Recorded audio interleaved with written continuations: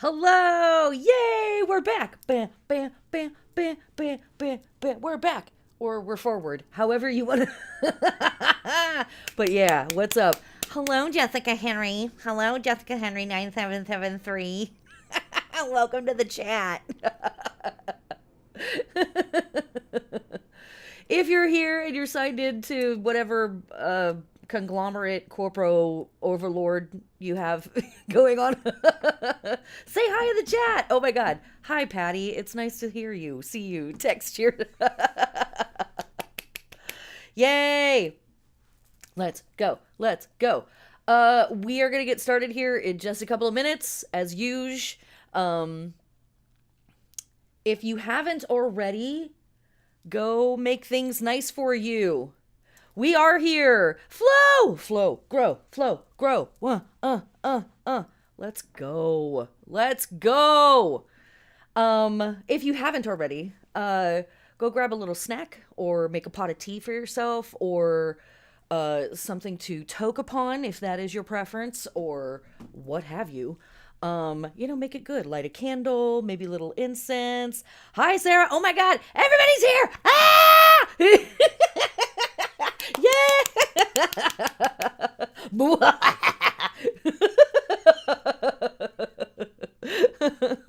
Yeah, what's up? Let's go. Okay. Light some incense. Light a candle for yourself. Get in, make it good. You might grab your tarot deck. You might grab your natal chart if you are so inclined to those systems. You might grab a journal to take notes. You might grab some art supplies. You might be inspired to who knows what. You never know what's going to come through. Yeah. Hell yeah, cackle cackle. A big chug of Dayquil, a 100% yes, absolutely. Where you get it where you can, really. In 2026, that's what's up.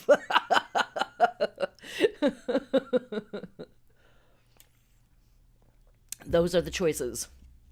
Those are the choices. So if it's Dayquil, shots, shots, shots, shots, shots, shots. Yay, thank you everyone for showing up. This is exciting. I'm so glad to be back. I'm glad to be doing this again. Um, you know, the world it's a lot. I don't know if you guys have been outside lately, but they're still doing all of that. So that's not cool. But I needed to take a moment. I needed to take a moment and get my feet under me as I saw the future. It's one of the side effects of, doing witchcraft and magic is sometimes it works and then you find out stuff and then it's like, oh. And so or sometimes it's like hooray, or usually a mix of both. And when we stepped into Gaza and we began this latest atrocity there, this latest Holocaust, I just sort of had a very, very clear vision that all of Earth is now eligible for this sort of treatment. Rocked me a little bit. I need to put myself in timeout, as we love to say around here, for a minute.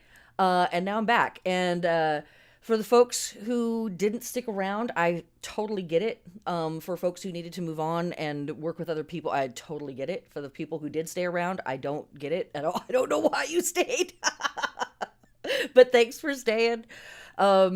And if you are subbed to Patreon or you are subbed to my newsletter, you know that things have sparked back up again.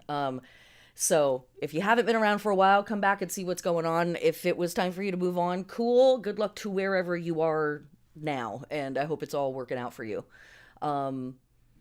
Let's see. Is there anything else that I need to say right now before we get into all of the things? Probably, but this stream may be a little glitchy potentially. I know I've got like potato PTS or pixels per minute right now or whatever it is, like fully just streaming from a potato. But God bless this little potato. He's doing so good. So the stream may be a little glitchy. I'm a little rusty still. And we might not have all of the content that we have had in other streams. We'll just kind of see what happens we'll just see what happens. We are on like about a 10-second to 15-second delay. So if you ask something in the chat, it's going to take me a second before I see it, and then I'll answer it back to you, and it's going to take a few seconds before you hear my answer. So just know that.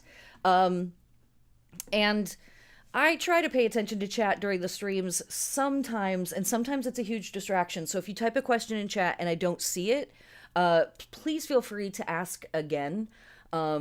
And or I may ignore it for a while and then come back to it later in the stream, whatever. Okay. What else? What else? What else? Okay. Might as well get into the stuff. Hi, I'm Megan Angus. Welcome to the stream. I do witchcrafted stuff in public, even. I have been teaching these classes publicly since 2015. In this series of work, specifically around the Wheel of the Year, some of my main goals have been to help pagans and other polytheists see, first and foremost, how incredibly smart our ancient ancestors were. We all descend from incredible scientists, incredible observers, incredible theologians, incredibly intelligent therapists and counselors and soothsayers. So what we have inherited as these traditions and these bodies of knowledge is, the treasures of our species in a lot of ways, in my opinion. So that's part of the work that we are doing here. And part of the work that we're doing here is reveling in and marveling at all of the places where there is synchronicity and similarities between pagan practices, polytheistic practices, monotheistic practices, living and past. So, one of the fun things that we love to do, we talk about the coincidences around here quite a bit. One of the fun things that we love to do is comparing what is happening between paganism modern versus paganism ancient versus Islam or Buddhism or Judaism or any of the other amazing, beautiful living traditions that are around right now, and looking at how sometimes those are similarities because there's crossover, and that's cool.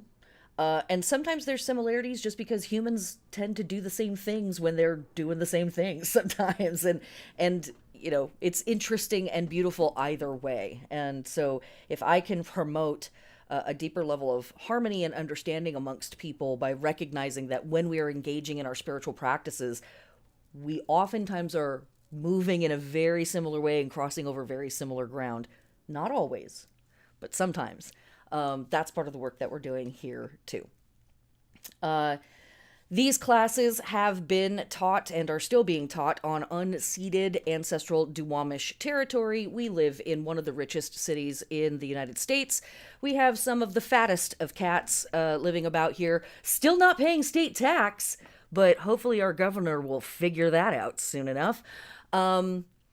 So, we don't know why the federal government can't recognize the Duwamish and pay them their due for this portion of the country, but we hope that they will soon enough.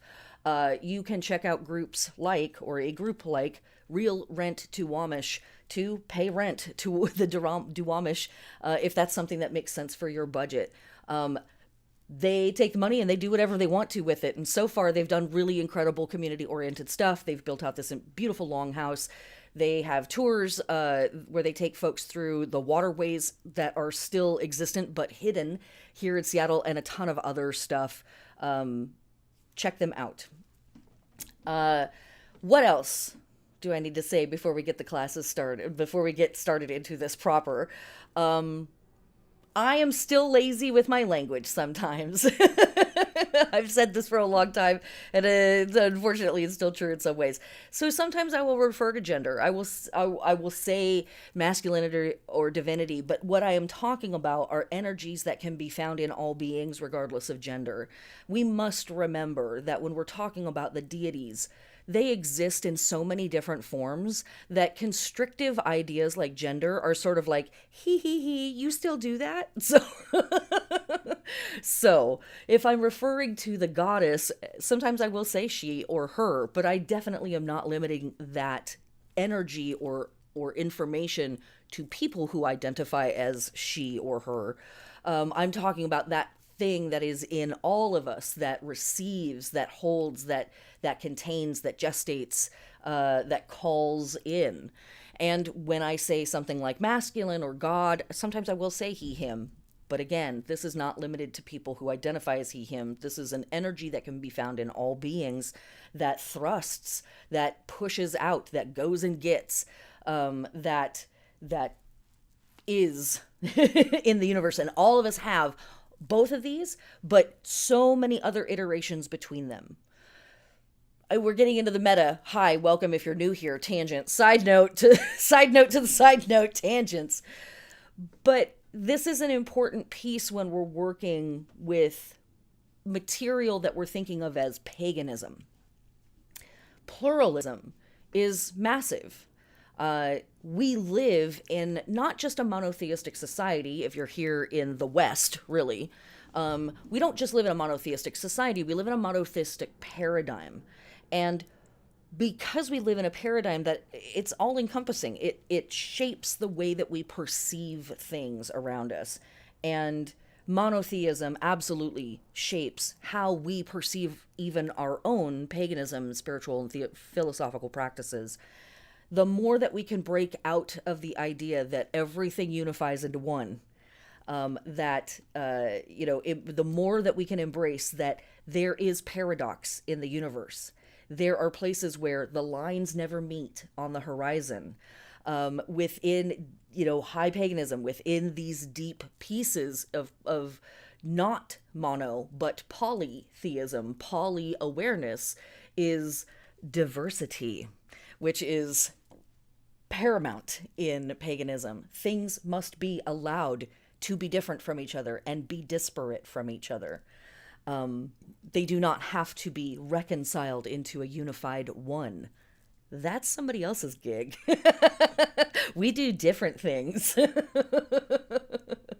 Difference being one of the core elements that brings such a level of beauty and multifaceted existence to polytheistic and animistic belief systems and paradigms and worldviews. Okay, so that's enough of that.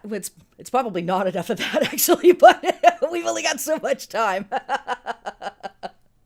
So let us actually get into this. Tonight we are talking about Imbolc, or Candlemas. I'm sure that I have some slides here somewhere. Let's see if I can find them. Let's see if I can make it work. Hey, oh my God, I clicked the thing and it happened. Stuff's going down. That's not the right slide, but you know what? We got a slide up and I'm excited about that. There we go. Back to the basics. So for those who have been here a couple times before, you've probably seen this wheel. These wheels were designed for me a million years ago by my great friend, Ryan Jack Allred. Incredible illustrator, an all-around great guy. And take a screenshot or what have you. Oh, I should also say this. For folks on Patreon, or if you're not on Patreon, here's a reason to go sign up. You can find the link in the notes of this stream right now. Everybody that's subbed at the Venus level and higher, that's $9 whopping a month and higher. I've already uploaded the new 2026 version of the workbook for Imbolc, and it's got extra stuff in it.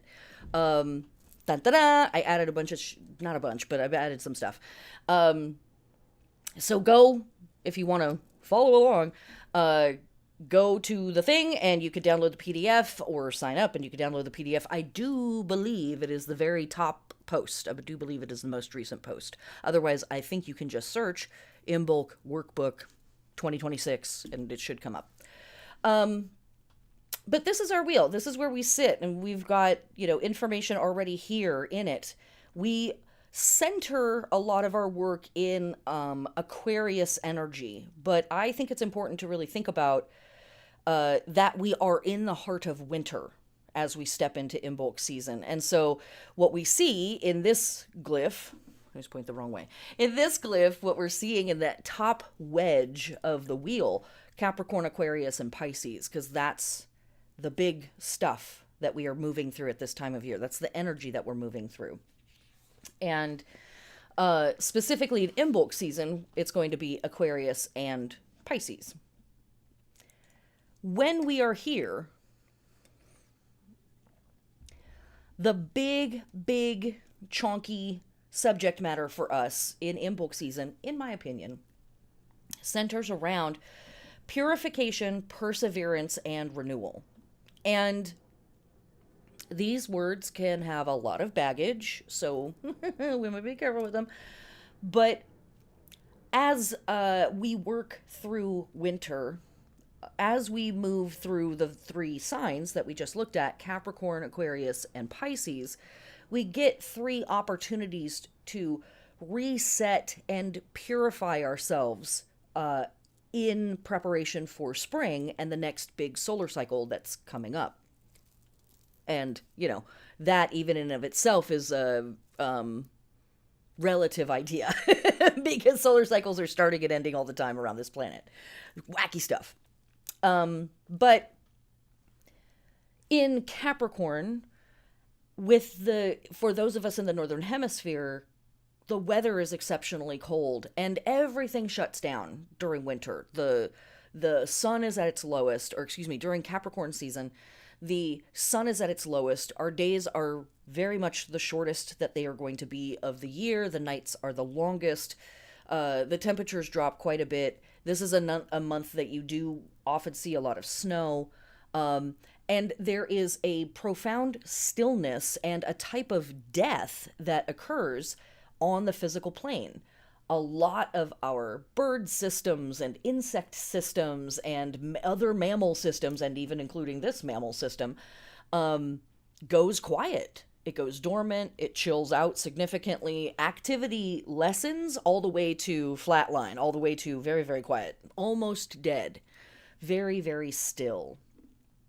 And in my opinion, I think of that as a type of purification where the physical world literally resets itself in that cold, still place.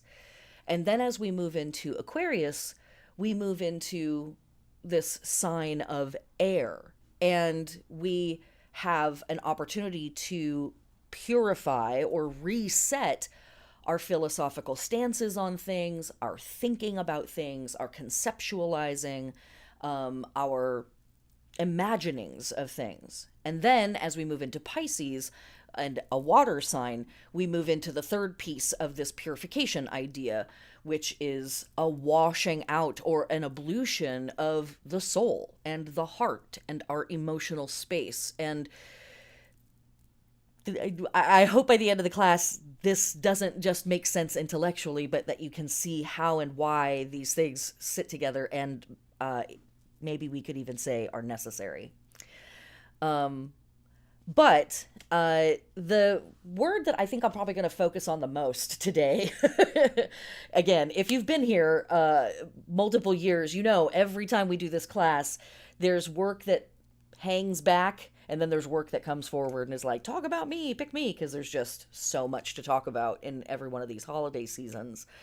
Perseverance is probably the word that I'm going to focus on the most tonight and in this particular edition of Wheel of the Year Imbolc Candlemas with Megan Angus, because, my lord, the fascism, right? Am I right? Yeah, the fascism is a lot these days. It was a lot before. It's a lot now, too. And this is the first time for lots of people to be faced with this type of activity, this type of violence, this type of arbitrary behavior. This is not the first time also for lots and lots of people in this country. We have to hold that paradox, okay? Right here out of the gate, paradox. We have to hold that paradox as whatever we are, however we present in the world, however we embody and move in this world. We have to hold the paradox of there are people that are coming to this conversation for the very first time, and there are people that have been in this conversation since way, way, way before they were ever born. But either way, here we all are. Welcome. Welcome to the party. Here's some whistles. Here's a gas mask. let's go. There's free hot dogs on the next block. We must dig in and call up our capacity for perseverance right now. Perseverance is a state where we are capable of weathering things. We are capable of enduring things. We are capable of lasting beyond things. And as witches, we all know that time doesn't exist. And also, our work on the wheel reminds us that time is cyclical. It's a spiral. There is no linear element to it. It is just again and again, and here we go again for the first time, as we like to say so much around here. So perseverance reminds us, like, yeah, we've got to dig our heels in, and we have to last and outlast these very temporary, feeble, precious, fragile systems that are attempting to take over the world and run things in their own violent and destructive way. Mortals, so silly. So silly. But, I guess people have to have hobbies. So, in this season and in these times, this year, I think the element of perseverance is something that we really want to sit with and meditate on and cultivate as we move through this portion of the wheel. And then renewal. And we certainly could use a little bit of that too, right? I just talked about this idea of purification, but it really is also a process of renewal. One of the most important things that we do during Imbolc is we change shape. If we talk about the process that the goddesses go through at this time of year, they're all crones, or many of them have become crones somewhere between Samhain and now. And others kind of just tuck in and go away for a while. They're like, you guys got it. We're going to go hang out in a field of flowers. We'll be back in a few months. You guys take over. So we see it happen both ways. But at some point, that crone turns forward into the maiden again. And that process is profoundly important for us during Imbolc season. The idea that we can go forward into another form.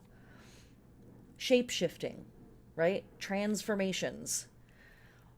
Very powerful at this time and embedded in the idea of renewal, right? It is a piece of that word is about it's about coming back to something or coming into something again. And it's still me, right? But it is a new me again. And it's still me. So what did I do to change? How have I changed? What's different? What has been renewed in me? I also like the word renewal because there is the idea of keeping something from the past and revitalizing it, renewing it, right? Bringing it up in whatever way it needs to be brought up into the now and the present. So Imbolc season invites us into this very liminal space where we are drifting somewhere between the end of the old cycle and the beginning of the new cycle. And we are undoing and letting go of all of these old things while at the same time, right, and we're purifying and we're washing away and we're releasing all of these previous forms, but we're at the same time calling in and imagining and dreaming and feeling into whatever is coming next. And again, folks that have worked with me for a long time know that this is how I phrase this work, that this is how I phrase this timepiece, this state is whatever is coming next, because in this moment we may not know. There's there's a lot to that too, right? But in this moment we don't know, and we don't necessarily want to use words to frame it just yet.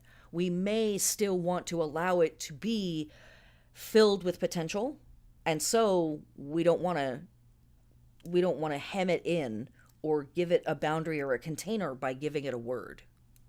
All of that stuff is going on for us at this time of year. Okay. So diving a little deeper into these ideas. The witches' work that we're engaging in, purification of self, restoration of natural resources, initiations, honoring craftspeople, healers, and midwives, learning new skills, and returning to your spiritual practice. All of these sort of embed themselves in this work of Imbolc. We've covered purification of self. I'm not going to say it again. Rewind if you didn't catch it. But in this renewal of self and body and mind and spirit, we are also renewing and re-engaging the physical realms as well. And so one of the very first things that we're going to do as soon as we can go back outside is we're going to reconnect with the resources that are around us that are keeping us alive. We're going to go to our water systems, our soil systems, water being especially a big deal in a lot of our traditions and holidays that we see, but also earth stuff being a big deal. A little bit more in Capricorn than it was, it's a lot of our earth preparation stuff actually happens at just the tail end of Capricorn or the very, very beginning of Aquarius, but of only a few of them, some of them take place in February too. A lot of them happen in January, is my point. But it is this restoration of the world. Winter brings a type of chaos. Winter breaks things down.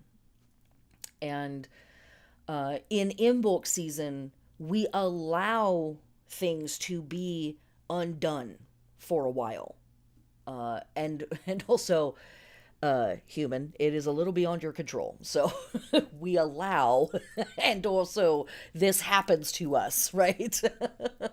But also, that's another metaphor for us to work with given the times, right? I'm allowing these things, or these things are happening regardless of what I'm doing. And, how do I persevere?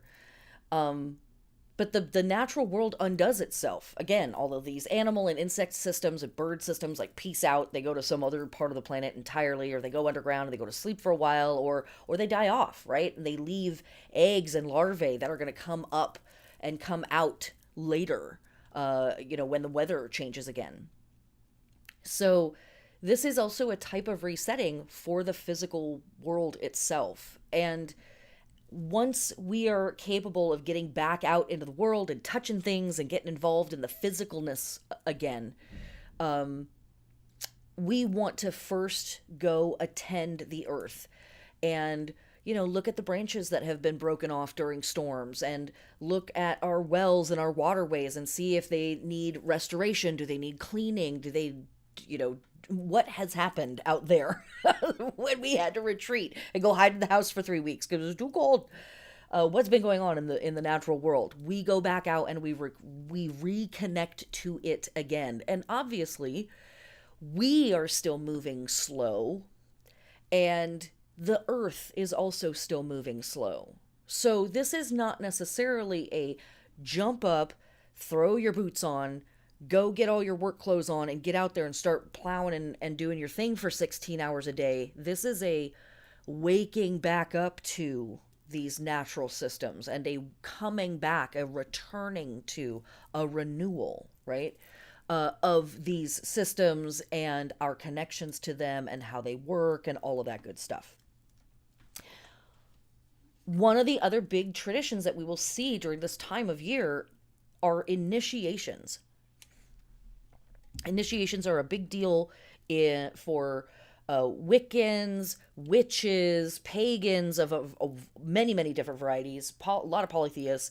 But we also see initiatory practices / rites of passage for young people who are becoming adults throughout Imbolc season and Ostara, very specifically. And in Imbolc season, it's a trip because when it comes to holidays focused on living humans or traditions focused on living humans for, We do a lot of stuff for young folks who are just coming in, and then we do lots of stuff for ancestors who have already passed. So there's a real interesting carry through there again. You know, as I was mentioning before, this idea of bringing through the past, connecting it to whatever is coming in the future that we can't name yet, we don't quite know what's about to be, just in exactly the same way you might look at a young person and say, I know you're alive and you're a person and you're real now, but who knows what you're going to become in the next few years and decades. We don't even want to say it out loud necessarily, because I don't want to contain your potential. I don't want to stop it. But initiations and rites of passage are a big deal at this time of year for all of these reasons as well. Of like, we're about to step into the next cycle, and it's time for you to be acknowledged that you are stepping into the next cycle in a different way than you did last year or for the last several years. All of that good stuff. If you yourself have changed in any way, and I'm going to guess you probably have, you might hold a rite of passage for yourself this year to acknowledge all of the ways that you have changed and been changed by existing on Earth in these times. That has alone changed a lot of us over the last few years, I think. But also, maybe you changed gender. Maybe hair started to grow somewhere you've never had hair before. Maybe you got lumps in a place you've never had lumps before. God bless lumps, okay? Listen, we're a huge fan of lumps around here. Huge fan. You know, who knows, right? Different parts, different starts, different vibes too, right? Maybe you've started hormone replacement therapy, again, regardless of what gender you are. And you're witnessing changes in your physiology, in your psychology, in your emotional state. Have you acknowledged this process for yourself? This is a fantastic time for you to say thank you and goodbye to the old forms of yourself, and hello, hi, how are you? Nice to meet you, to these new versions of yourself that are coming through, so that they feel welcome too, right? All of that good stuff. That's what's here for us here at Imbolc. It's so much. Okay. Honoring craftspeople, healers, and midwives. This is a huge, huge piece in Imbolc for us. This is a giant piece for us. You know, one of the great goddesses that we might work with at this time. Do I have it down? There we go. Look at this. Come on. That was slick. That was a slick change. I knew exactly where to click. Man, I'm back. Are you kidding me? Are you kidding? Okay, I'm sorry. I'll get focused here. Brigid shown here in a really fantastic illustration by Gemma Jones. I have a few different pieces that I found of hers on the internet. They're fantastic. I know I show this every year. I might change it someday, but I don't know. But here she is holding a scroll in one hand, and she's got a massive hammer over her shoulder in the other hand, because Brigid is one of the key deities that we work with in Imbolc season as pagans, witches, heathens, animists, etc. She is a profoundly skillful character, a profoundly skilled maker and doer. And she is known for the skills and the trades and the crafts that she teaches her people and passes on to folks. She is a poet. She is an iron worker. She understands agriculture and teaches people how to create food and keep themselves fed. She pretty much knows how to do every damn thing under the sun. She's a badass. And this is the season that she distributes a lot of her gifts.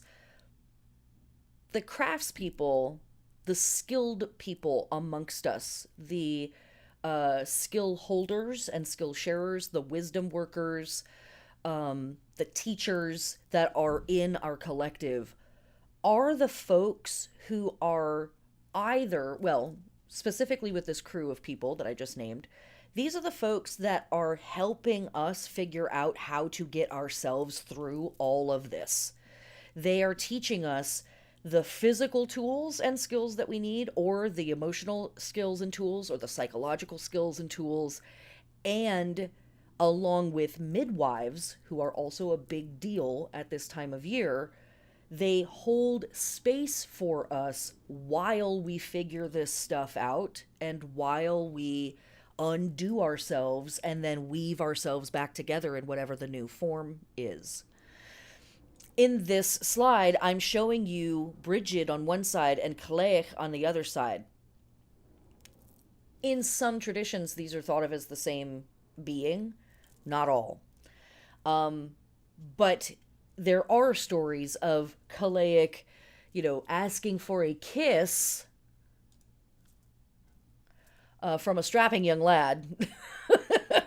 Emphasis on the strap. If you know, you know. Asking for some little snuggles, some sweets, some little knocking of the sacred boots. And in the midst of the receiving of the kiss or whatever it is that he delivers to her, she is transformed into Brigid again.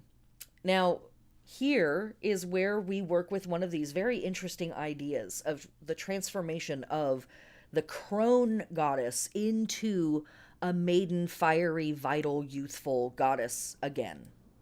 And this is basically where I have landed on explaining this process. My vocabulary really wants me to say transforming back into. She used to be this, she's changing, she changed again, and now she's changing back into this form. But I make myself changing into or changing forward into to emphasize this idea of moving into the next thing that is in the future. So I say it that way on purpose for that idea of I'm moving this into the future. But I also say it this way because as maiden goddesses, all of us, right? Again, all of us have this energy in us in some form or another. As maidens, we're silly. We're foolish. We don't know what's going on. And that's the whole point. We're curious. We're naive. We're going to fuck around. We're going to find out. That's the whole that's Beltane. Hello. Where we really find out. Right. We have to be curious. We have to be naive. We have to be silly in that place. And then as we roll through the year, the maiden begins to mature into the mother or the sovereign or the queen. There's a variety of words that folks are using for this middle piece now. And also the idea of the triple goddess is something that lots of pagans are wrestling with as an aside to the aside, tangent of the tangent. Lots of folks are wrestling with the idea of the triple goddess, and that's blasphemy to some, and I'm very excited to see where that dialogue goes. Let's open up the concept of the goddess. Yes, she's there's millions. Are you kidding me? Only 3? Never.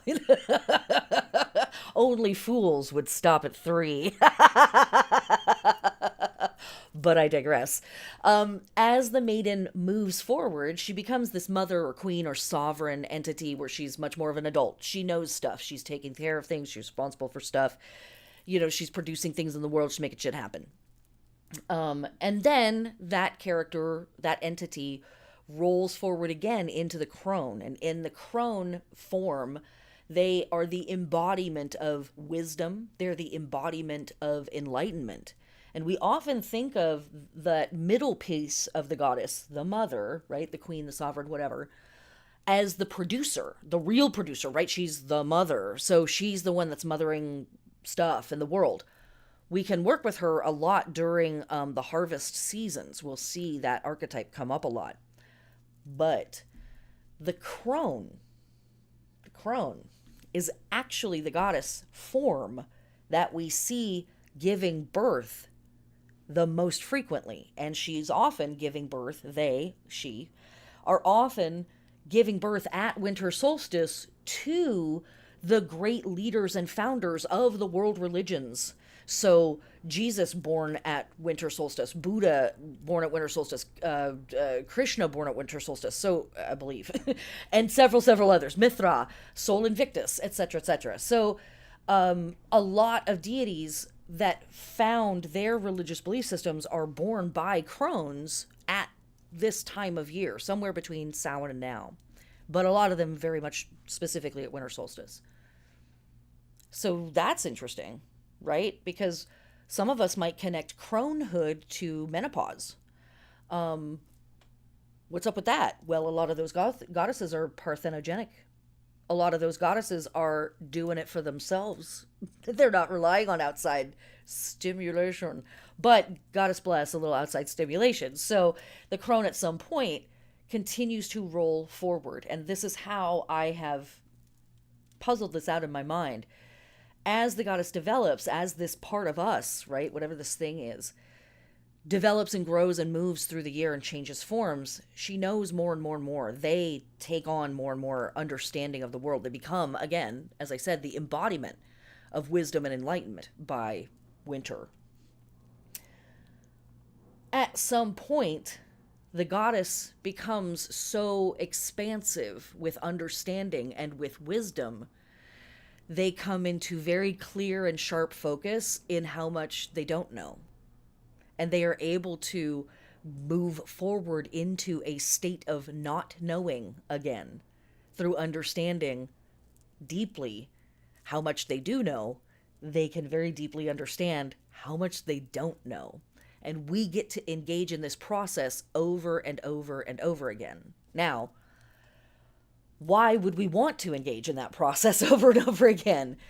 Because we have to lose our accumulated cynicism if we are going to go forward with any opportunity of being able to imagine a better now and a better future.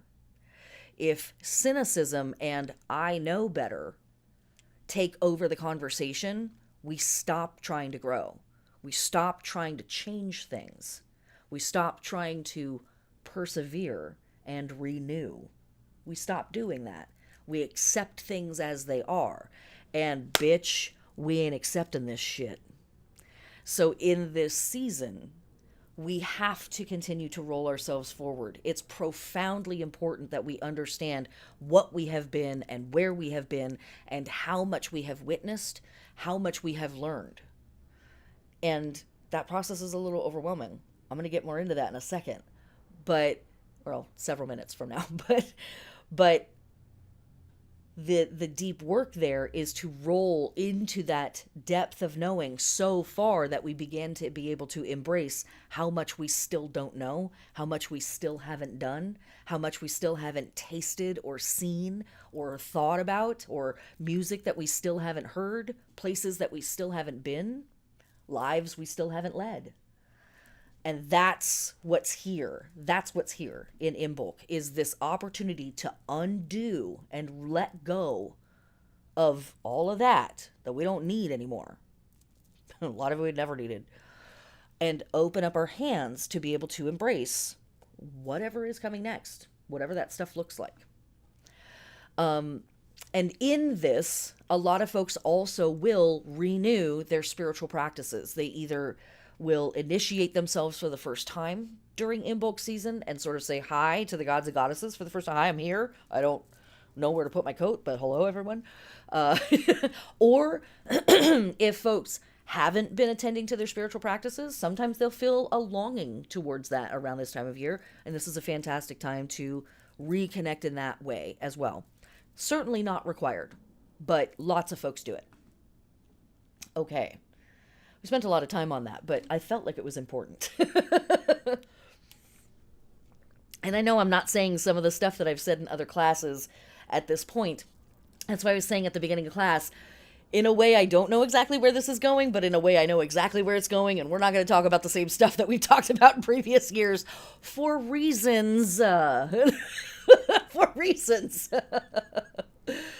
Go back and listen to the other classes. Learn about distaffs. We're not going to talk about distaffs in this class, and that's one of my favorite things to talk about with Imbolc is distaffs. Why am I bringing that up? Because we have some of our holidays, some of our other names for this holiday are Disting or Disablat, which connect us to the tradition of distaffs. We've been gathering wool, witches. We've been gathering wool. It's time to weave. Witches, it's time to weave. So, other names that we can find this particular holiday or holiday season under are things like Imbolc. Actually, I need to make this, there we go, so I can see it.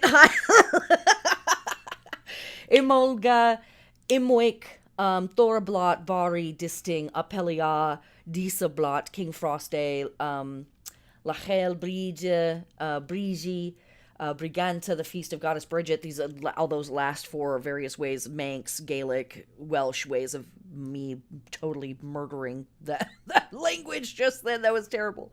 But all various names for holidays dedicated to Bridget. Notice the word Brigantia. This is where the word Britain, the name Britain, comes from. So yes, Britain is in fact a word derived from Bridget's name. Oh, we're not going to get to so much stuff. Imolga and Oimilk are words that connect us to the idea of in the belly, and they also connect us to ideas of milk. There is much lactation at this time of year, as we talk about every year in class. Lots of animals over the winter have started having sex again. They've started to breed again. And so we start to see during Imbolc sometimes the very first babies coming out, the first round of babies coming out from a lot of animals. And there is a lot of milk. But milk also is used in baths for purification, and we don't have time to get into it in this class, but there is a big tradition and a very interesting etymological pathway through a lot of concepts and ideas that seem all tangled up with each other around milk and purification and bathing and ablutions of milk. Just within the Western European, or I guess really all European worlds, but we also see this milk washing purification thing happening in a bunch of different places around the planet at basically the same time, some at some point during Imbolc season. Very, very trippy, very, very cool. But these are all different traditions that you can look for in many of the other pagan and animist pathways that are out there. So some of these are Norse, and some of these are from, like I said, Scotland or Wales or Ireland. Some of these are from Eastern Europe or Central Europe, etc., etc. So this is all lots of work, lots of places that you can find even more synchronous symbolism, practices, traditions, and all of that good stuff. All right.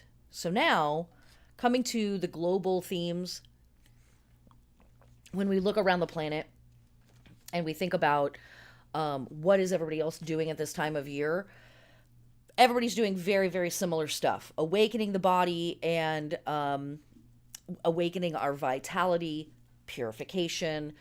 Lots of our holidays around the planet at this time, either in the past or present, are focused on the ending of old cycles and the beginning of new cycles. And lots of rededication in various different spiritual traditions around the planet.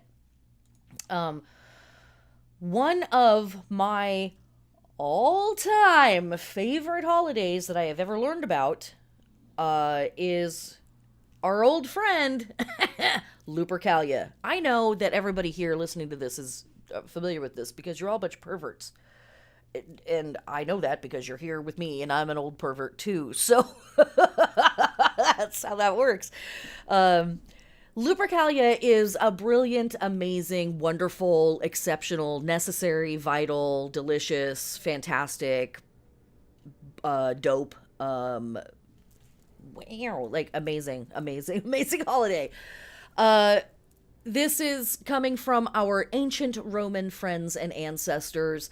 This is a festival / holiday dedicated to purification and fertility, featuring nearly naked priests running through the streets, whipping people with leather thongs to wake up their spirits.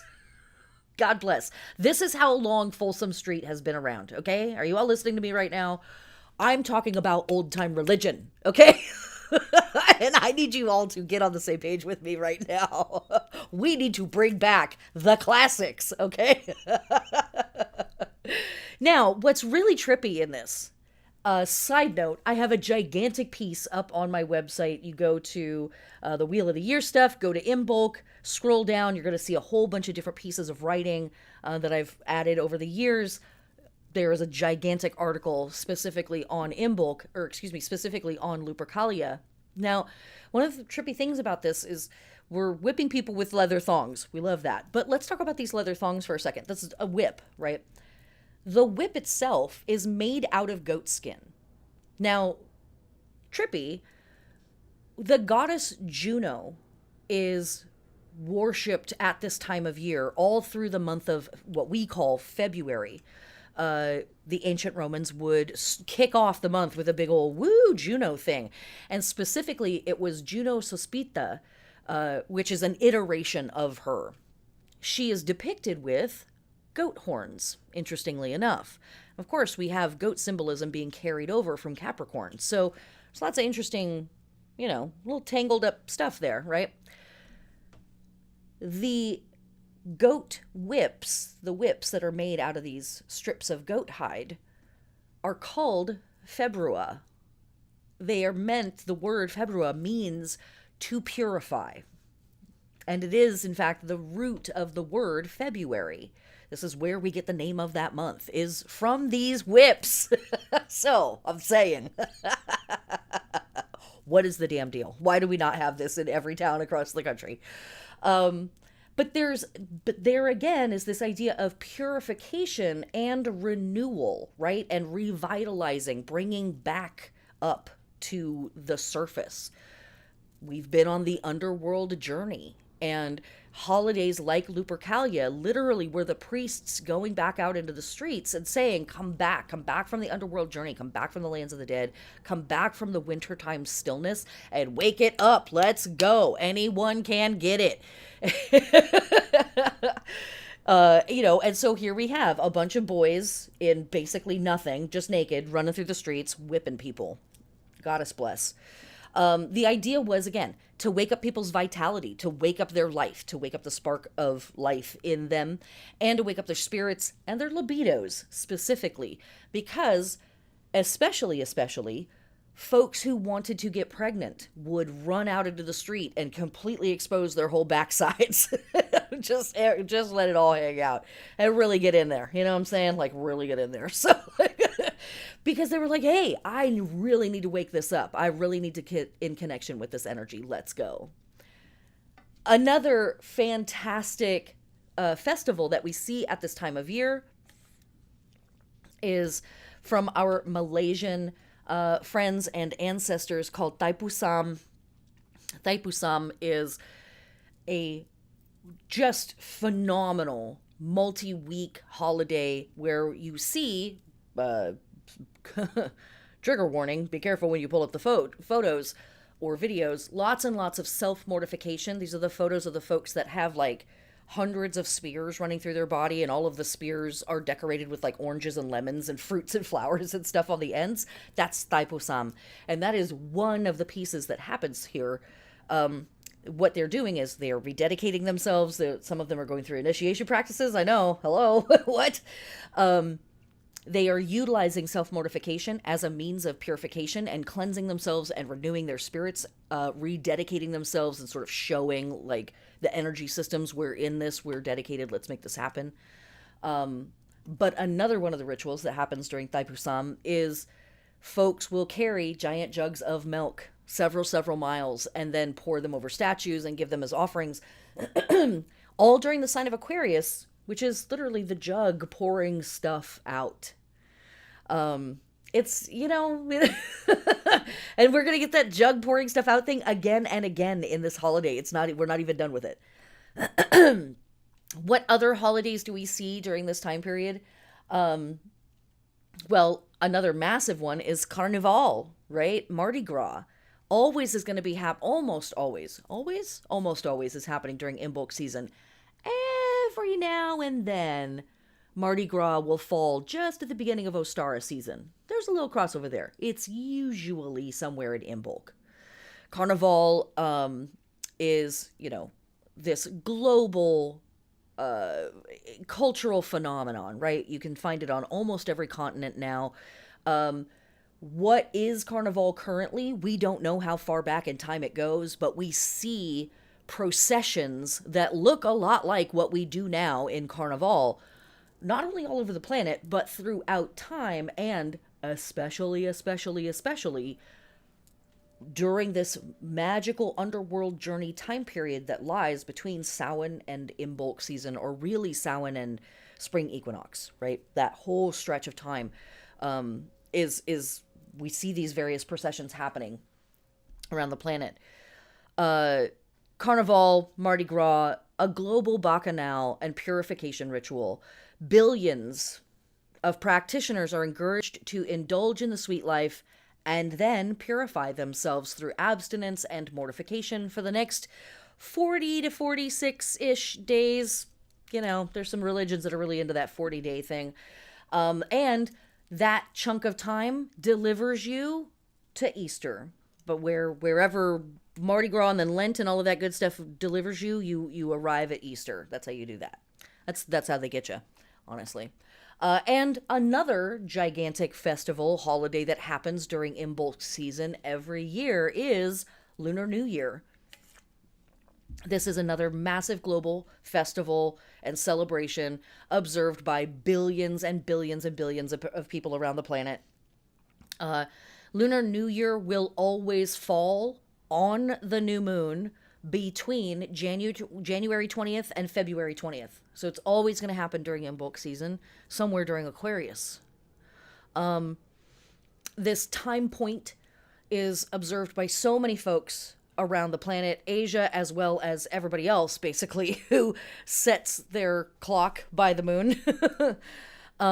And what will folks do? They purify their homes, they move their furniture around, they reunite with family, they worship ancestors, they shoot off fireworks.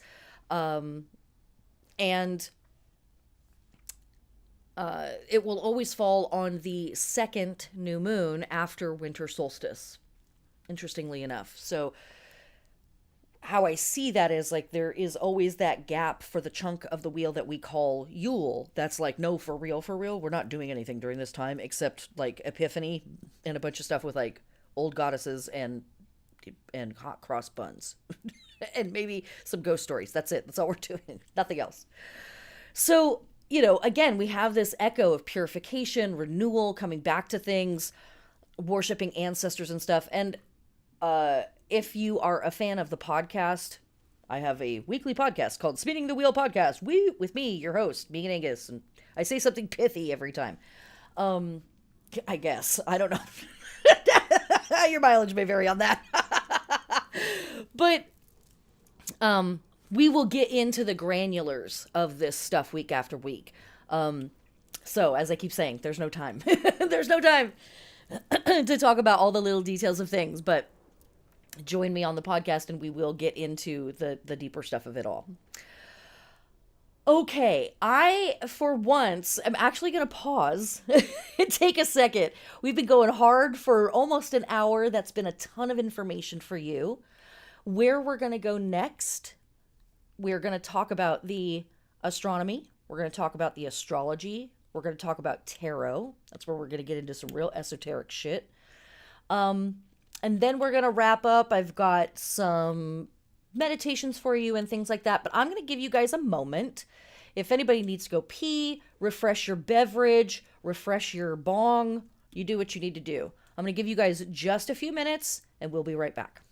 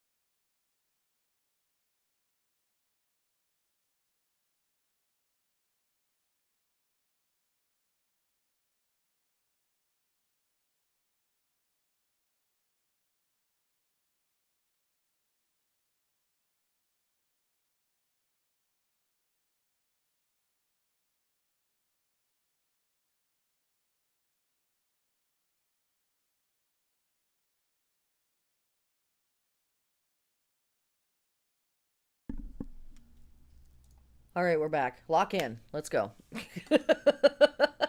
Did you pee? Did you get whatever you needed? All right, good. Okay.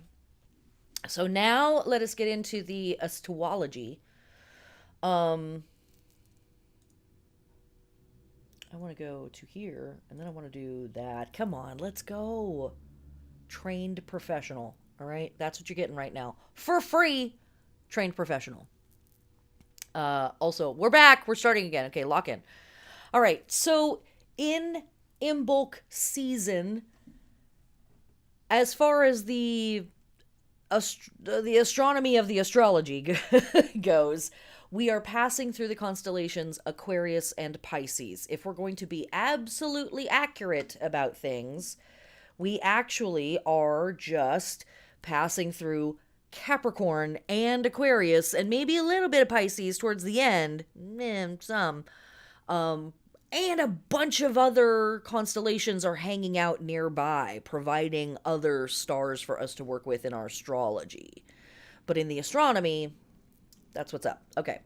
So, wait, oh my God, why did you, oh my God, that was so crazy. Can I do that? Oh my God, I could do it all. Okay.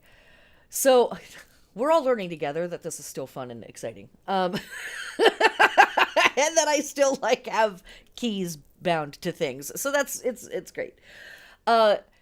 During February and March, our full moons have names like Snow Moon, Hunger Moon, Bone Moon, Trapper's Moon. But you also get things like No Snow on the Trails Moon, or Raccoon Moon, or Moon When Trees Pop. Interesting. March full moon names are things like Worm Moon, Crust Moon, Crow Moon, but also Sap Moon and Sugar Moon. These moons, the moon when trees pop, the sap moon, the sugar moon, are reflective of all of the indigenous groups here in North America who harvest sap or syrup, maple syrup specifically. They literally have different times in different regions based on exactly when the sun begins to shine in that meadow, or the lunar cycle might be affecting the weather or whatever. And so there are no fixed dates, but these moons will help kind of orient them. A lot of our moon names that we work with, we have received from Native American groups, from indigenous groups here, Turtle Island, North America, whatever you like to call it. They have given us a lot of these moon names, and there's so much wisdom in the names. They really are helping us orient to what is going on in the world around us. Moon When Eyes Are Sore from Bright Snow. That's such a trippy name. And it's so specific. Like, we know what that feels like, right? The full moons that we experience in February are always near the stars of Leo or Virgo. And then the full moons that we experience in March are always going to be near the constellation or near the stars, Virgo or Libra. And the last full moon of winter is known as the Worm Moon or the Lenten Moon. When we look at these constellations, the constellation that's here, this one, yeah, this is Aquarius here, and then further in, that's Pisces over there. Aquarius, the constellation of Aquarius is described as one thing, and I personally see something totally different in it, but that's probably because I've been doing this way too long and I've lost my mind. But for me, well, what the constellation of Aquarius is supposed to be is either water pouring out of a jug, or a person holding a jug that is pouring out water. What I see is a mountain. I can't not see it. It's like my brain has gone too far, and that's what it is. But what I think about are the glaciers on a mountain melting. And isn't that a lovely image to work with? Melting ice.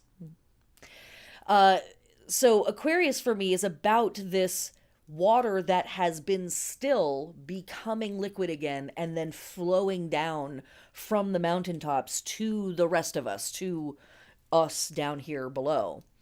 And then the constellation of Pisces is, in theory, two fishes that are tied together at the tail. Why do we do that? There's a lot there. We don't have time to get into it, but it is thought that one fish is sort of jumping back or horizontal, as it were, kind of towards what we would think of as Aquarius, and that the other fish is sort of jumping up and almost toward. See how it arcs a little bit? It's jumping up and towards the rising sun, the east, right? That's where our rising stuff is going to be. That's where things are coming up over the horizon. And so it's almost as if the fish is jumping towards that. There is a lot of symbolism here. There's a lot of magic and interesting myth piled up in these constellations. We are going to get into that stuff a lot more because it's easier to do so in the weekly podcast, which is also free. Come and join us on the podcast. There's no ads there either. Thanks to my freakish fucking patrons. But as we move through these, both of these constellations, we hit on some of the fixed stars that are here.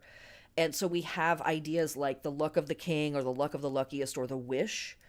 And then we also have ideas like the cord or the knot and the mouth of the fish. Some folks even imagine that the water that's pouring out of Aquarius is pouring into the mouth of the fish that's sort of pointing towards it.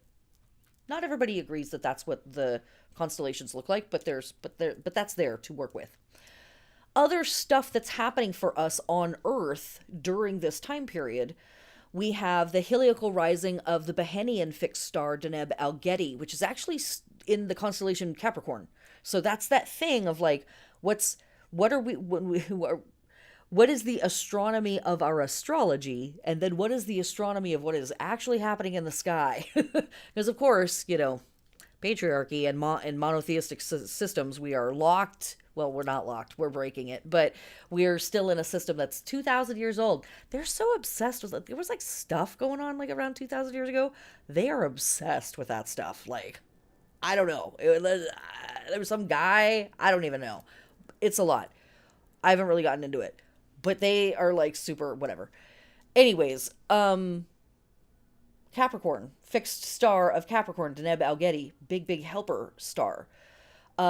Also, at this time, migrations begin all over the planet as beings move north.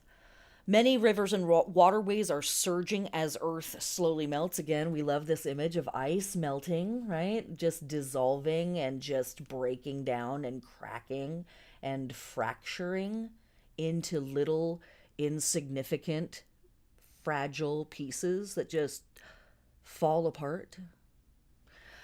There's a lot of that going on in this symbolism. It's storm season.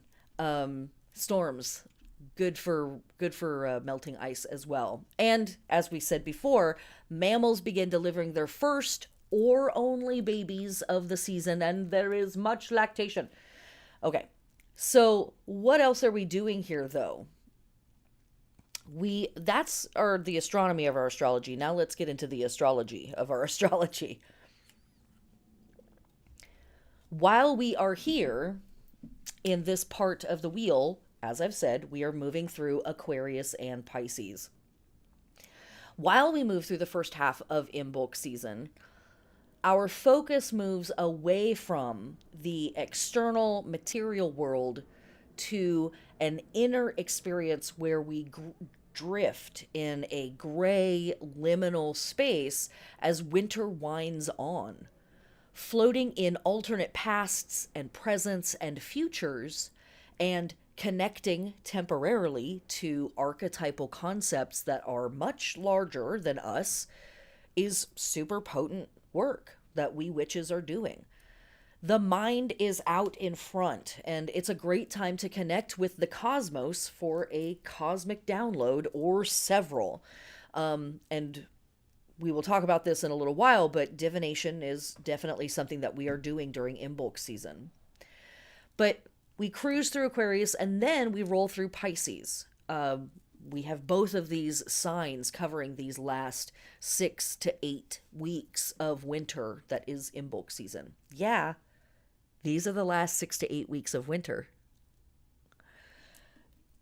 In case you hadn't heard. In Pisces, we swim in a sea of potential. We begrudgingly, for some, turn away from the infinite cosmos and we begin the process of choosing from the possibilities of what our new life in spring could look like. So, I'm going to say these things over and over again, swirling, swirling, swirling. I'm repeating myself on purpose. In Aquarius season, in Capricorn season, we've stripped the physical, we've stripped the body. In Aquarius season, we've stripped back the philosophical and the mind and the conceptual. And then in Pisces, we're going to strip back to the soul, and we're going to strip back to the heart and the emotions. And in Aquarius season, we're conceptually, abstractly sort of calling in all of these ideas. But then in Pisces, we really start to feel like what has to be, what has to be. So in Imbolc season seems to start when the sun moves into Aquarius. That's when I mark it. Not actually February 1st or 2nd, but January 18th, 19th, 20th, whenever it is that the sun actually moves into the sign of Aquarius.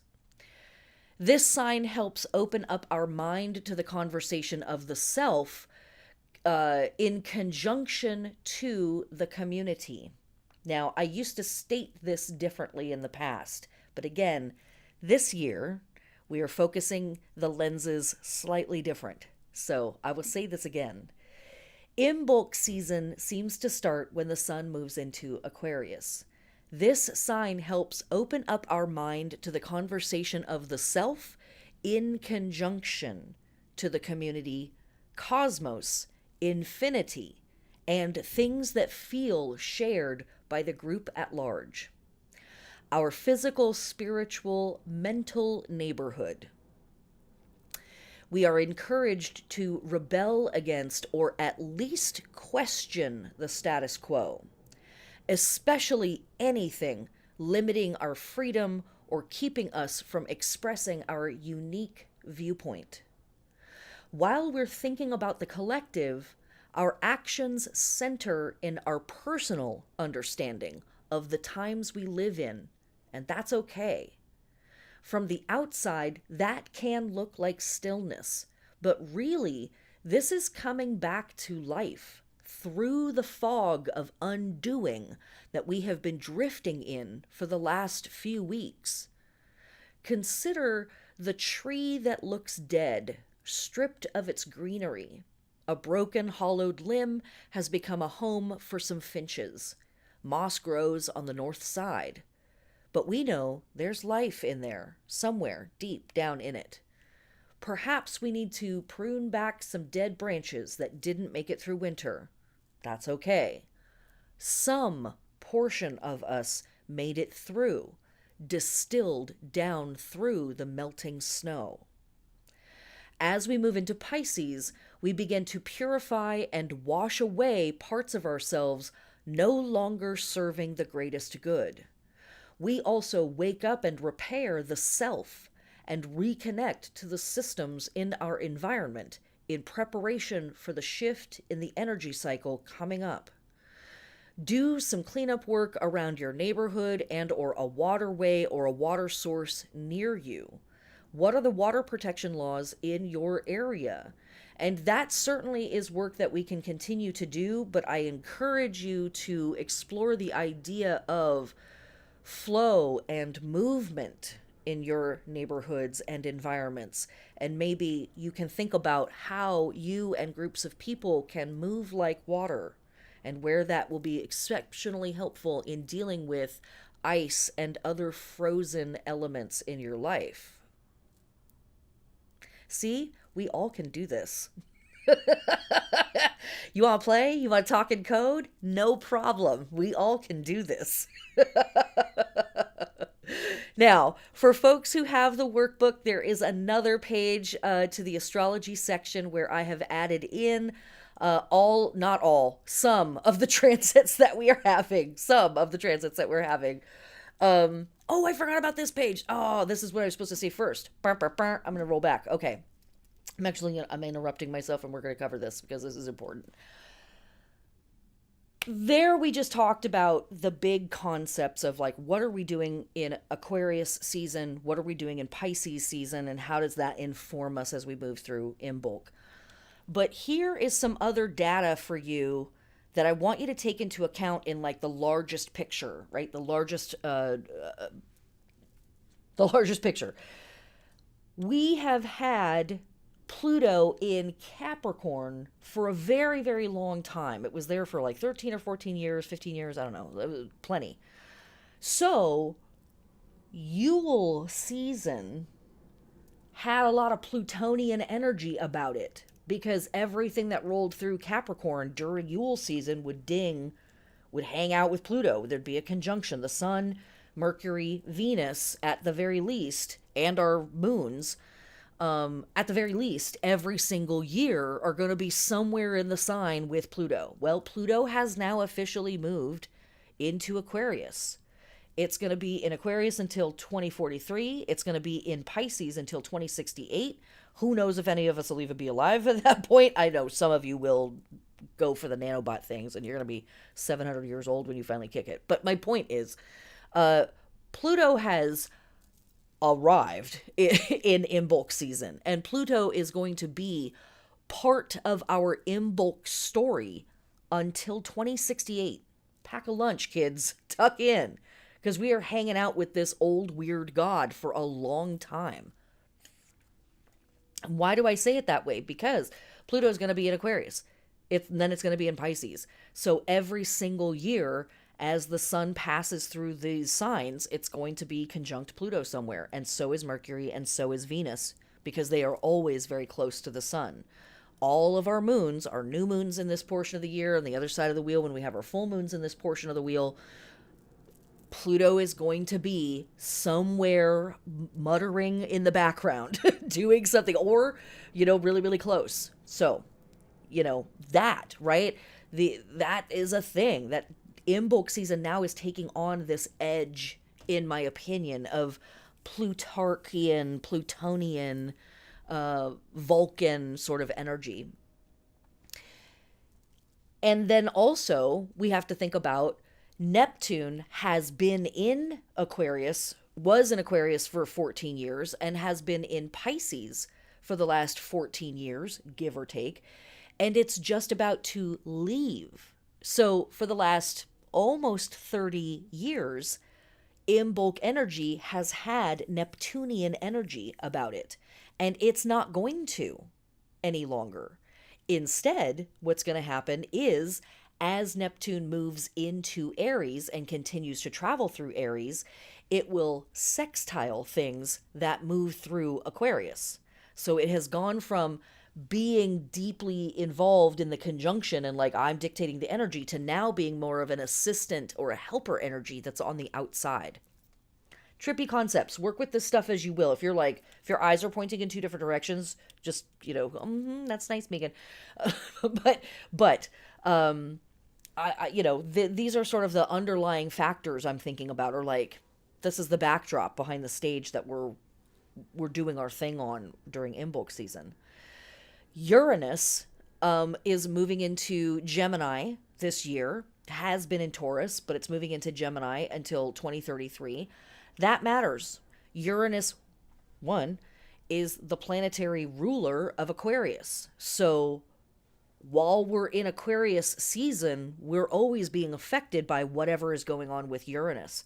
Uranus in Gemini, in another air sign, will be trine anything that's moving through Aquarius. So again, the whole first half of Imbolc season is receiving sextiles from Neptune and trines from Uranus.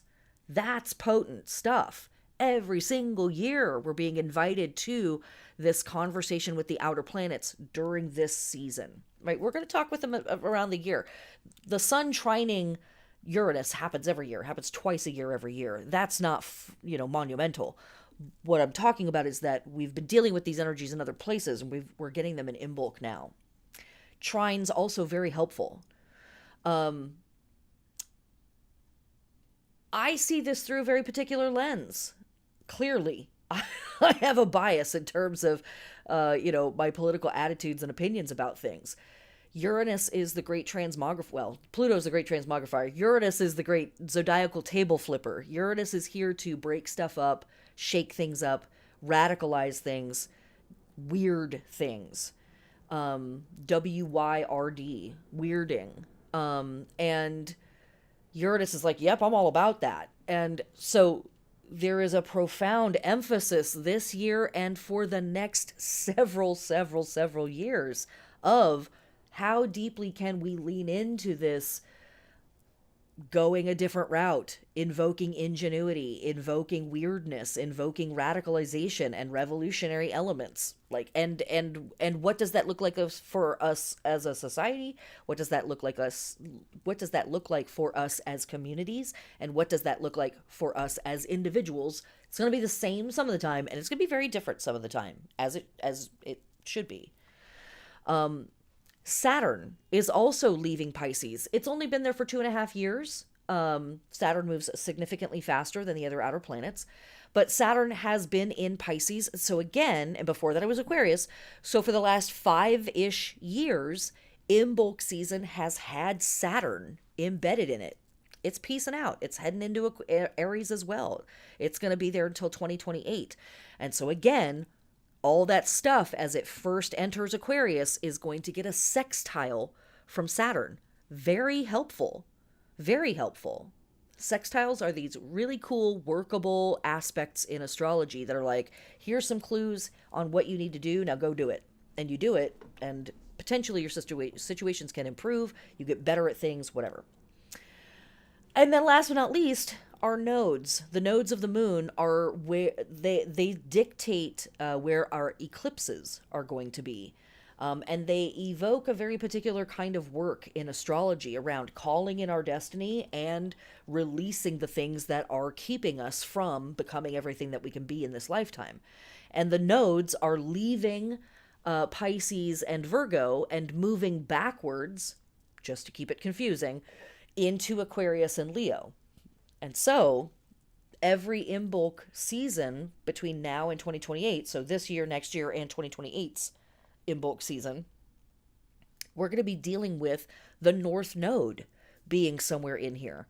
And so that is a really potent accumulation of energy with Pluto stepping into Aquarius, the North Node stepping into Aquarius, both of them sort of this demand, this clarion call of like, what is your power? What is your agency? What are you here to do? What are you here to be in this lifetime? No pressure, right? It's super chill outside. So like there's no pressure to show up in any particular way, right?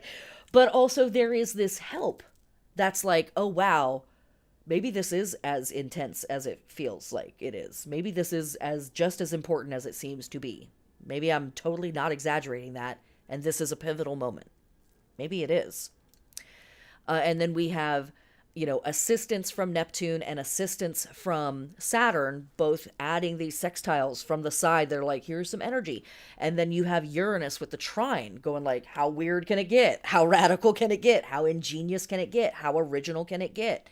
And then like I said, and the nodes being in that piece of the conversation as well over the next few years, like what is our destiny and what is it that we need to release so that we can become everything that we might be in this lifetime. Okay, so here is our sky guide. This is not anywhere near as many transits as are in the book, and then the folks who got the year ahead readings from me got way too many transits. I'm sorry. I'm sorry for all of the information that I gave you in the year ahead reports. I'm a bad person, and I need to be pulled back. I need to be reined in. But here's what's up. And, so what are the hot spots for us this year in Imbolc season? We've got some fancy stuff like Neptune entering Aries. That's a big deal. Neptune changes signs, like I said, once every 14 years or so. So that's going to echo quite loudly. That just happened, actually, 3 days ago, but we definitely are still feeling it. We're going to have our new moon annular solar eclipse in Aquarius. And then 2 weeks later, we're going to have our full bloodworm moon total lunar eclipse in Virgo at the beginning of March. And I've got some suggestions on magic and ritual for folks in the workbook for those two eclipses.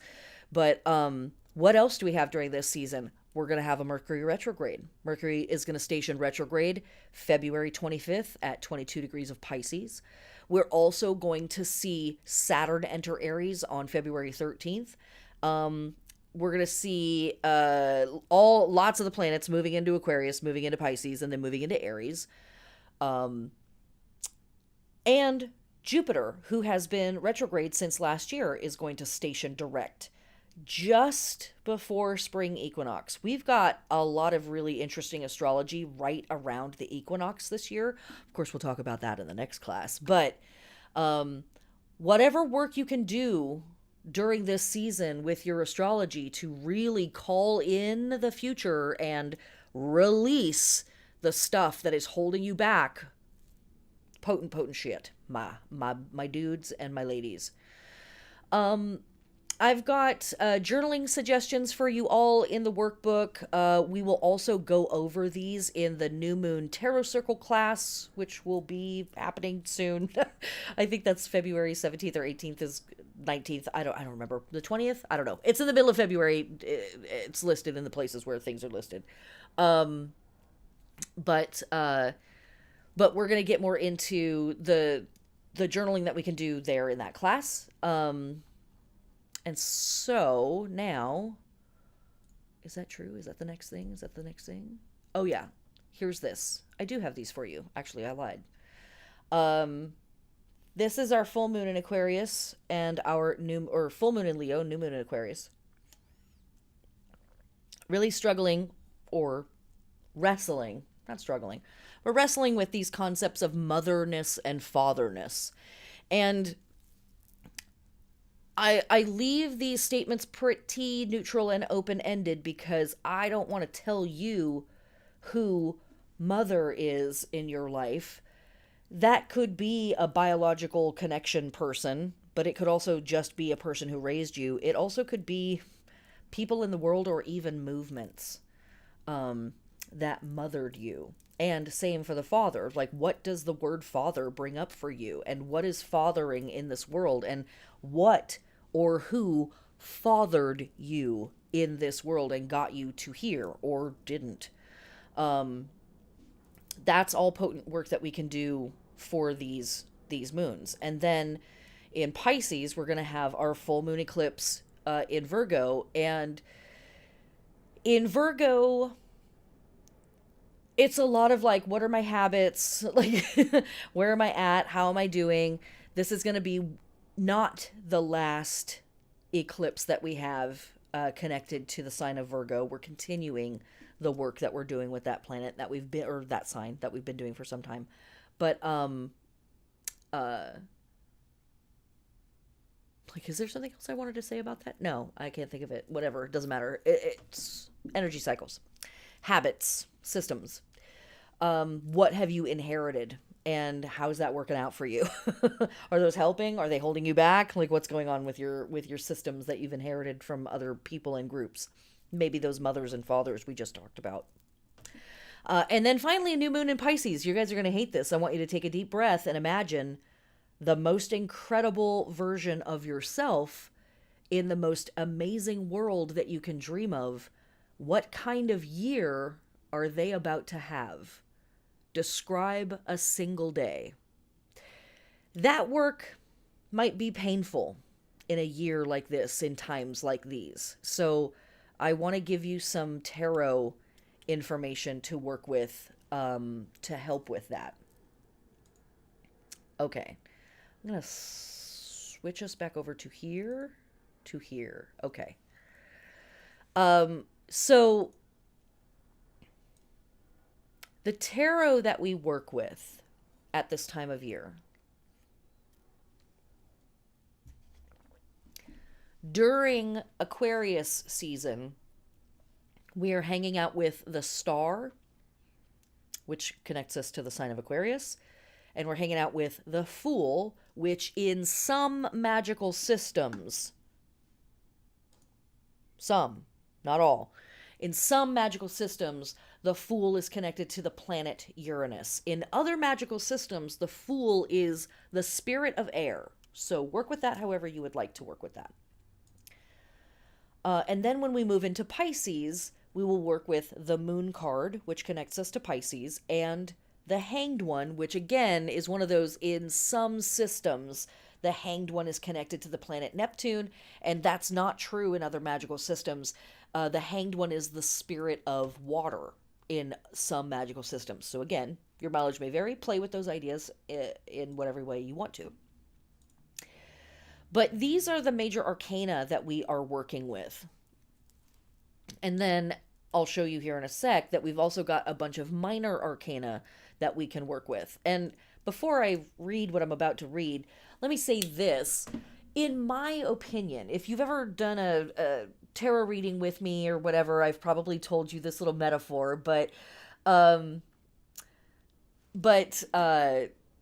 in my opinion, when we do this kind of divination work, when we work with tarot, and we're talking about the two families of cards in tarot, whether it's the major arcana or the minor arcana, the major arcana are these epiphany moments. They are aha moments or oh shit moments, or usually a blend of both.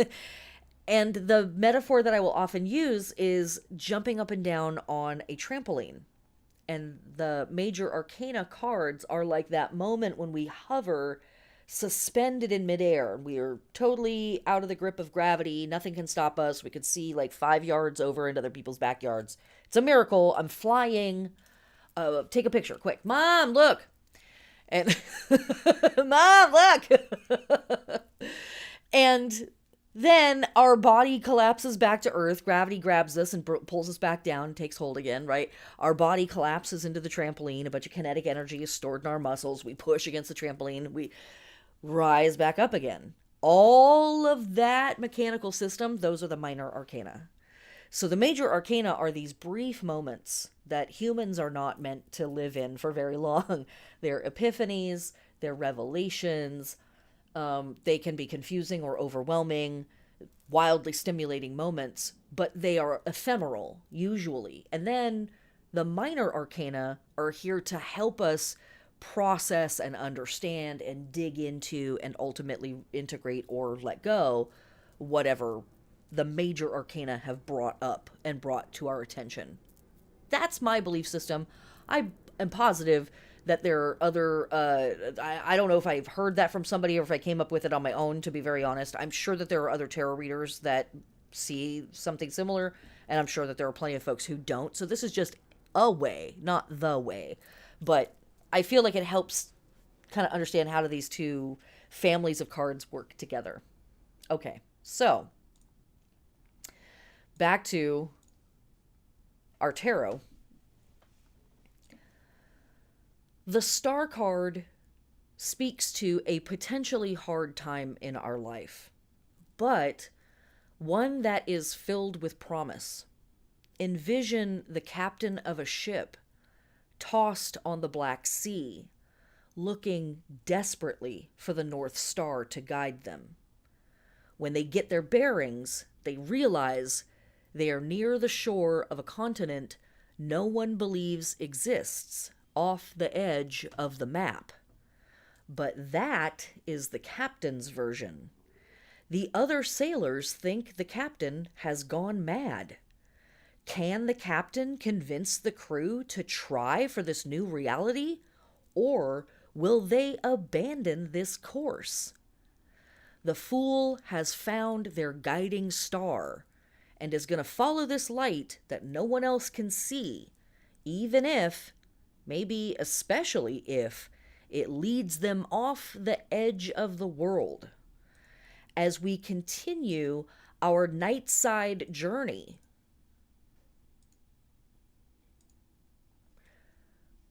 as we continue the underworld journey of winter and our journey through our own nightside, following our star promotes an inner clarity that reorients us towards our personal truth, and somehow strips the artifice from the world and lays our real life bare to be examined with scientific detachment. As a result, our vision and understanding of the world may feel turned inside out and upside down. After returning to our center, our soul, our heart, and our truth, we fall out of alignment with the falsehoods of the world. In this paradox, we witness the gulf between word and deed in the world and in ourselves, and we are reminded of the malleability of truth, the easy hypocrisy of unlived philosophical stances. While we struggle with what our guiding star might be showing us, and we try to reconcile on a soul level what it looks like to heed that radical call, back in the mundane world, we work through how to deal with our people and ourselves as we choose to live by an ethos that is shocking or upsetting to our people, past or present. And how will we communicate about it? Confrontationally? Passively? Not at all? Sometimes silence says volumes, and sometimes it is right to keep our process to ourselves. Moreover, there is something potent in letting an idea percolate and foment in the mind before sharing it with other people. As we drift and dream, hanging suspended between the last cycle and the next, what truths, what realities, what epic dreams present themselves that can no longer be ignored or unlived? What happens when we destabilize the calcified areas of our lives? As we come back up to the surface from the underworld journey, we may have a profoundly different emotional wisdom and sensitivity. At times, the horror and beauty of the world is almost too much to bear, washing our souls in tears and sweat and blood. If we have stayed objective and untouched by the process of the underworld journey, we've missed out on an important opportunity to wash away old forms that will resist new growth. But if we allow ourselves to feel the depth of this life and to allow ourselves to be reborn in its lows and highs, we will be ready to open our arms wide to the upcoming cycle with optimism, bravery, and curiosity, even in the face of uncertainty and danger. When we commit to our vision, we must have the conviction of the sacred fool who steps off the cliff. We have to believe it first, before anyone else will. When we deviate from their map, we find our path back to ourselves.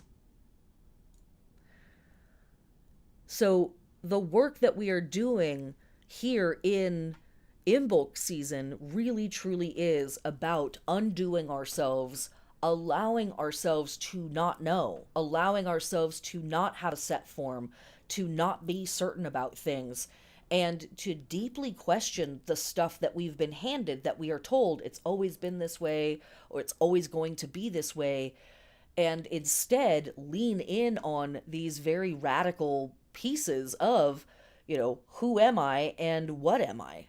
What am I doing and who's doing it and why are we doing it and how does that all work? In Aquarius season, we have the 5, the 6, and the 7 of swords. These are not always fun cards to hang out in. And that's, I think, part of that abstract, scientific, very intellectual, philosophical stance that we can end up taking in Aquarius season, where we value objectivity over everything else. And objectivity is important. It's important to be able to just stand back and look at a thing objectively and just witness what the fuck is going on. That's really vital and important. But that's not how we live on Earth, ultimately. I mean, I can stand back and witness a thing and objectively consider it and ponder it and think about it, but I'm in the world. It's getting on me at some point. I can pretend to wield rationale and logic and scientific, apathy as a shield, right, to keep me from being affected by life. But that's not really that's not sustainable. That's not going to work for very long. It's going to get on me at some point, and I'm going to feel it, and I'm going to be affected by it. If I allow myself to let that happen, part of it is going to be overwhelming. Part of it is going to be like, oh my God, this is going to break me. But as we often say, we got to break down to break through.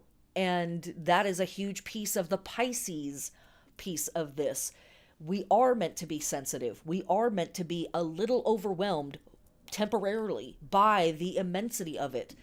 In these times, unfortunately, there's a lot of horror embedded in it. Even in the best of times, we can have a lot of cynicism by this point in the practice, in the wheel. And so we need to be doing things to wake us back up to being vulnerable and fresh and sensitive and impressionable, right? But this is not a world that we want to be impressed upon by, right? Like there's a lot of this world that's like, ew, no, ugh, get that away from me now. So walking this is, again, a paradoxical tightrope for pagans and witches and magicians who choose to engage in this practice. And perhaps to some extent there isn't a choice. But allowing yourself to fucking feel it, right? Feel your feelings, but like really, right? And like you're not going to lose yourself. You're not going to get washed away by the ocean of emotions. You're not going to drown in the abyss. You come to save yourself no matter what, but like you move through. You move through and you come back to the surface. And you are more vulnerable. Maybe not more vulnerable, but you are more sensitive. And that sensitivity, that newness is the point. That's so vital. That's taken advantage of by a lot of the horrible systems that are in power right now on the planet. But that's the work. That's the work, guys. That's the work. Okay. So from here, where do I want to go? Here we go. So we're hanging out with these guys. We're hanging out with these guys. Here's where I want to go. All right. I have another page in the workshop that I'm not going to read this time, or in the workbook that I'm not going to read this time, called The One Who Fell to Earth, which is a whole bunch of the Aquarius symbolism. It gets into a little bit of info about Ganymede, more stuff about jugs and blessed things being poured out, Amrita, and all sorts of good shit. I also, in the workbook, have several pages of references for ritual work and spell crafting. We're going to get into a little bit of that here, but I have more in the workbook. I have prayers for you guys in the workbook, how to create an altar, a giant series of colors and plants and animals and other correlations, incense and oils that you want to work with at this time, food and beverages that you want to work with at this time. There's a couple of incense blends in there. Also, how to make a Bridget's wheel, the the equal-armed cross, that is the Bridget's wheel or Bridget's cross, Bridget's star. I've also included 4 pages, I think, 3 or 4 pages on Celtic tree stuff that we are going to work with through the season. So everybody that gets the workbook is going to get all that information ahead of time, and we're going to break it down in the podcast over the next couple of months as we talk our way through all of this stuff. There's still a big list of the gods and goddesses and archetypes that we like to work with at this time of year as well. And I don't have lists of specific gods and goddesses. I am instead giving you categories so that you can look at the deities in your own traditions, or you can go to some place like Wikipedia and type in death gods, or deities of weather and storms, and see who all is out there, because you might meet some new deity that's like, yo, we need to hang out. This deity is really cool to work with. Okay, but for our Imbolc ritual itself, which is coming up here in just a couple of nights, Imbolc is just around the corner, but also, in my opinion, you've got almost 2 months to celebrate this and do this work. Tending holy wells, waterways, checking in on the various systems of Earth and all of that good stuff. Very, very helpful, very wonderful for bringing us back to the work. Reaffirming our spirituality, any kind of rite of passage or initiations. As I mentioned before, you've probably changed over the last year, but also if you've grown up in the West, you've probably changed in a bunch of different ways and never had opportunities to acknowledge your transitions, your transformations, leaving things behind or coming into new forms of life or whatever. So hold a rite of passage for yourself. Why not? Right? Let go of the past and invite in the new thing. Filling the house with light. That is a huge piece in Imbolc. This is another thing that we did not get around to talking about. It is absolutely featured in other classes. Go back and watch some of my classes from years past, but making crowns of lights with candles or with, battery powered twinkle lights or whatever, that is a huge thing at this time of year. And light without heat is a big symbol and a big deal. Wearing crowns of candles, personal purifications, burning all your Yule greens. If you have any greens left over from Yule season, now is the time to get rid of them. Destroy them in one way or another. Burning them is by far the most traditional way to release that old energy and to let it go. But some folks will strip their greens and package them up and use them as incense later. So that's entirely up to you if you feel like you want to carry that energy from the old cycle into the new. And there are lots of traditions that are doing things like that around this time. There's so many things that we didn't talk about in this class. There's so many things. Oh my God. Like, even as I'm saying, like, and then there's the poppets and you put them in the thing with the plow and there's no time. Go watch the other, I just rambled on about how this government is killing us all for 2 hours. So go watch one of the previous classes. It will probably be more helpful. But making candles, walking in wild places, I will tell you to do that every single year for your Sabbats. Go outside, go be in your natural environment where you live and experience what the season looks like where you live right now. Go hang out with the bugs that are there, the birds that are there, the other animals and insects and everybody that's the plants that are still dead, the plants that are already starting to show up this early in the cycle. Go hang out. Go look at your world. But also general strikes. Why? Because we are leaving behind the old. We are opening ourselves up to the possibility of the new. But we are still in winter. And stillness and drifting and suspension of things is potent imagery to work with. And so abso-fucking-lutely. In fact, there's a general strike tomorrow, January 30th. If you can participate in that in any way, I highly encourage you to do so. This fascist regime is... We're done.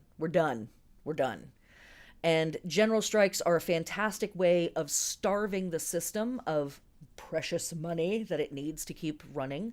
But it is also a way to just shut down the whole conversation and to let folks know we're not even going to go out onto the streets. In whatever ways are sustainable for you, I want you to participate. In whatever ways make sense for you, I want you to participate. If that means that you run to the store tonight really quick and you go pull out a bunch of cash and anything that you buy tomorrow is with cash, okay, fine. Great. That's perfect. If that's you keep the kids home and you guys have a 3-day weekend and have some fun, fantastic. If that's you taking an extra 5 minutes on your lunch break and stay and pooping for that extra 5 minutes, God bless. You know what I mean? I make $1, boss makes $1, I make a dime. That's why I'm pooping on company time. Old time religion, people. But perseverance, right? Perseverance. We're not going anywhere. You're not changing this. You're not turning this into something worse. We are actively releasing the past and calling in the future through all of these radical acts that we're engaging in whatever ways are sustainable for you. I want you to participate. That's your witch is asking you to do that.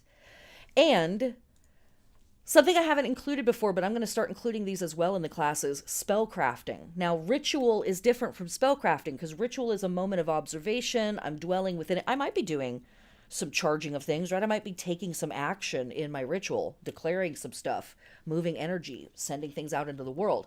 But spell crafting is oftentimes a more focused version of that, where I'm taking these items, I'm taking these very specific actions, I'm saying these very specific words to make a thing occur in the world. Honoring and improving your skills, any skill at all, any skill, doesn't matter what it is, any skill, anything. Honor what you already know about this world. Honor how much you already know how to do. 1. And then 2, pick a skill and level up, bitch. Let's go. Get better. Get better.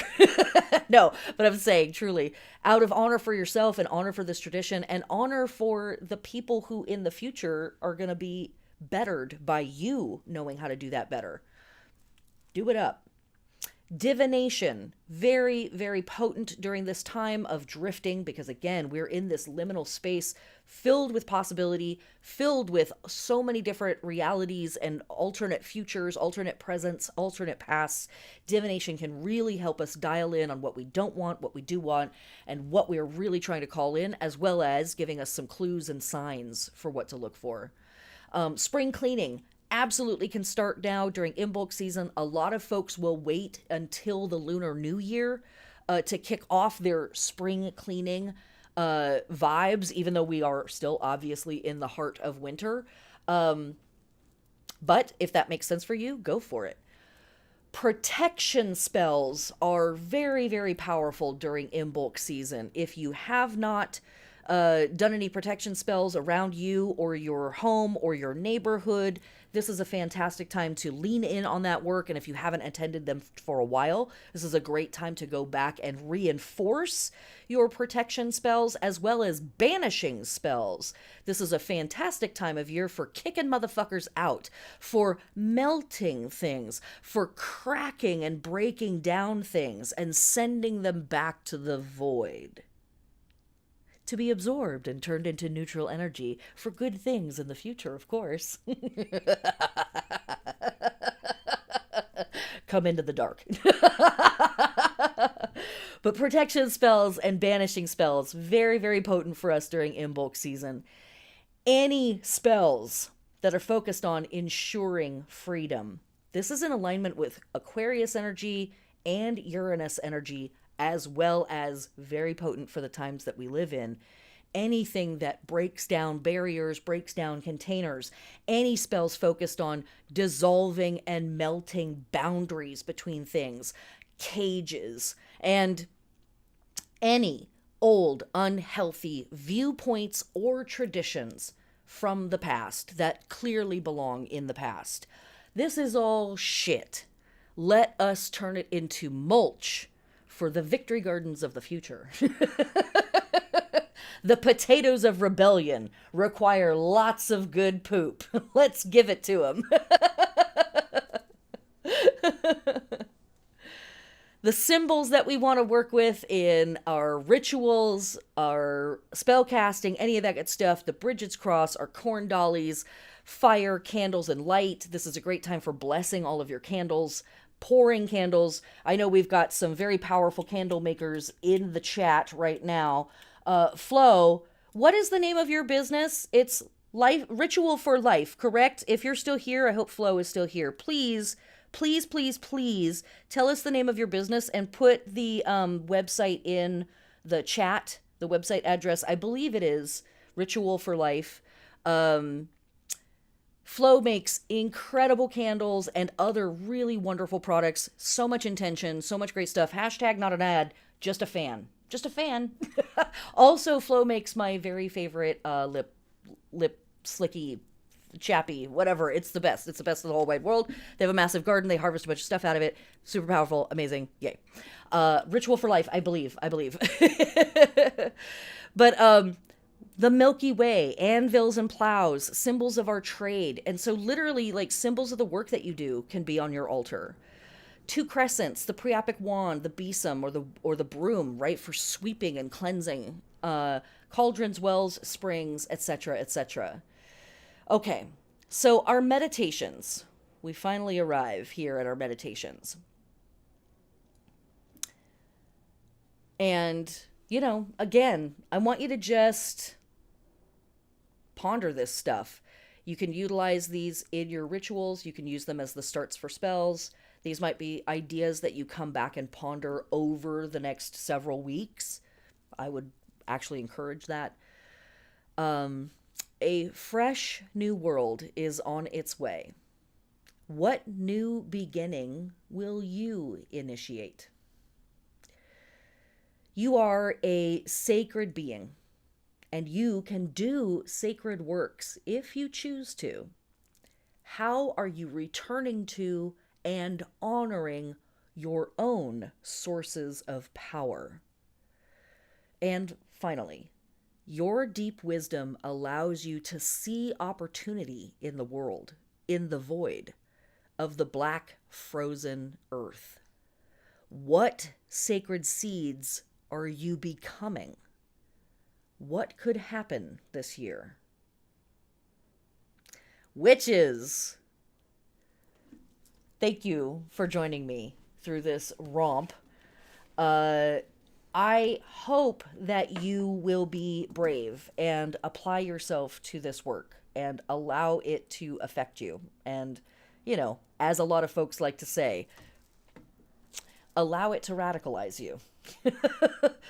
Let it get on you. A lot of people, I think, have been pushing back against the profound and immense sorrow of the world because they feel like they're going to be overwhelmed by it, and you are going to be overwhelmed by it. And that might be necessary. Not a therapist, by the way, not a doctor. Okay. So I might be saying things that are not actually healthy or good for you, but in whatever ways, you can allow this to happen. It's happening either way.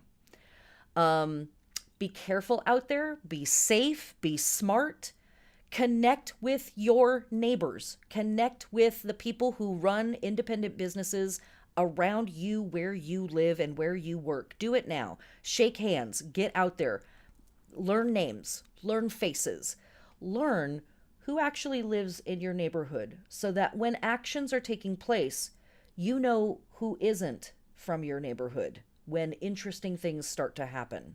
If they start to happen. Be smart, witches. Get your altars up. Attend your work. Blessed be.